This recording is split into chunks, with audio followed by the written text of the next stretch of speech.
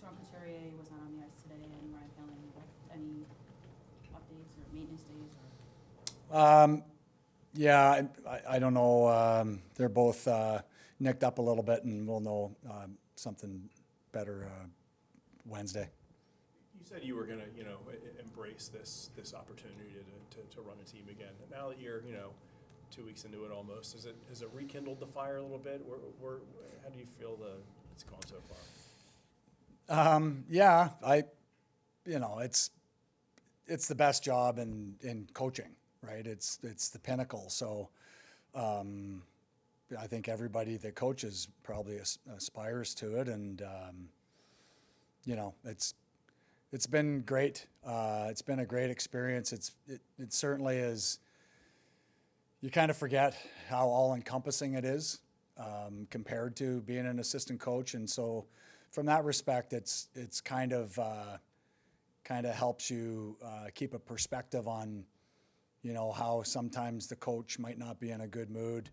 There's so many other things going on in his day outside of the X's and O's and the structure of what's happening on the ice. And, for most of the assistants, you have interactions with coaches or with other players, and but certainly not to the depth and or the breadth of, how many people you talk to in a day as a head coach. What are you spending more time on, and what are you maybe leaving for the others, I guess, at this stage? Or I guess from your perspective, what are you spending more time on?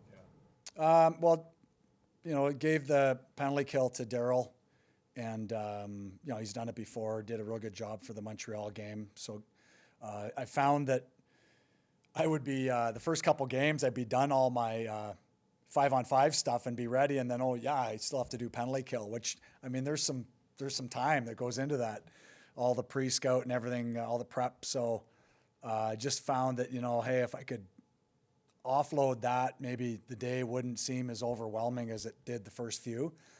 And so it's really helped settle things down, and I also feel way more comfortable kind of interacting from a little bit different point of view.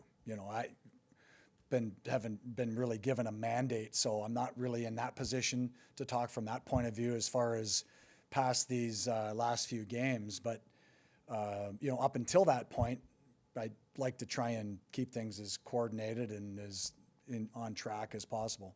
One player today said that you're patient, but if the message isn't getting through, you can be pretty emphatic. Is that fair to say that you can only take so much and then have to? Well, yeah, I think everybody has a clear picture of what they want the game to look like as far as structure and effort and all the elements that go into it. I think one of the hardest things for our guys right now is the habits. I think habits determine success or non-success, and when it's, you get that E beside your name in the standings, and it's a tough pill to swallow for a lot of guys. It's a realization that, as a group, we didn't get the job done. We didn't accomplish what we set out to at the start of the year, and that can be a tough mental pill to swallow. So I think that one of the first things that falls off with that lack of concentration is your habits. And talked with a couple guys today about, I know it's tough, but for 2.5 hours, 5 more times, let's see how professional we can be, and let's see how cohesive we can play, and just how much we can give ourselves the best chance for success.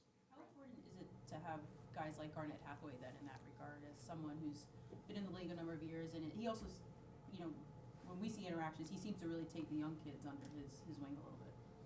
Yeah, I think he takes pride in that, the sort of leadership that we see from him and expect from him. So, those guys are really valuable this time of year, really valuable. I think they help steer the bus a little bit, keep it on track, and then sometimes it's not even what's said, it's just what he does on the ice. I think his example of work ethic and consistency, it's easily can, help other guys stay on track as well. Wondering what maybe the challenges are in an interim role where there's just a level of uncertainty at the end of the season for you, just in your position. Does that ever weigh on your mind as you're trying to get through each day? Not really. I think one of the biggest challenges is it's kind of the substitute teacher rule, right? Like we all remember school when, the teacher was there, and there was some pretty good discipline in the room. And as soon as you had that substitute teacher, the certain people took advantage of that said substitute teacher. So, I think I pretty much know which guys are going to try that here. So I've tried to preempt it maybe with some of them and try to maybe watch it a little closer, but it's kind of where we're at, and I don't really think I have, any way to really, be that heavy-handed guy. I don't, right? And so it's kind of a tough thing because I do have expectations, and I do have a type of game that I think leads to consistent success and can help a team, achieve what we didn't achieve this year. So from that point of view, I haven't necessarily, even when we were winning the first three, I didn't necessarily like how we were playing.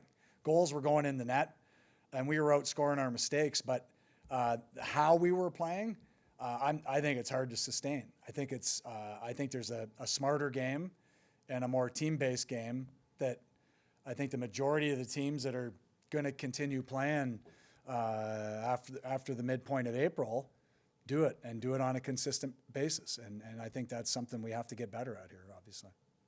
Do you ever have to go up to Danny and say that you are interested in staying here, or is that kind of just unspoken that you're a Flyer until, I guess, told differently? Well, I mean, it's only been 3 years, but I've loved my time here.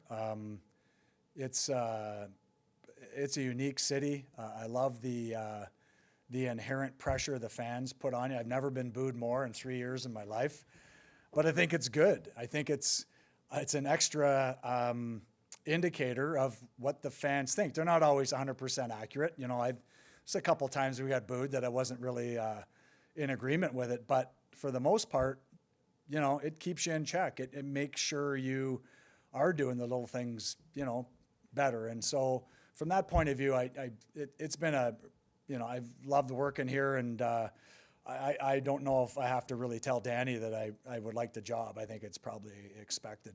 Is the situation on the table where if they did go a different direction with the head coaching job, you would be open to staying in the role you had under Torts?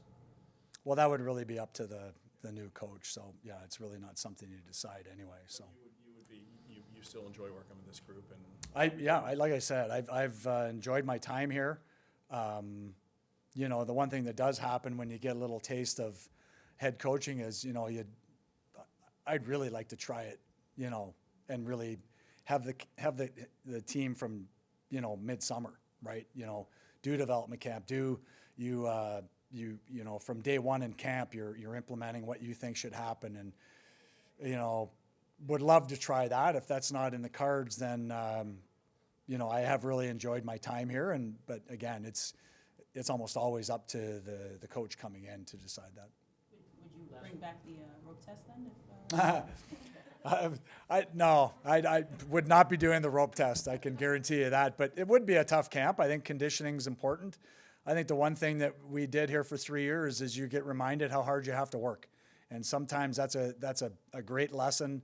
And every once in a while, you need it. And yes, the rope test is one of those examples for sure.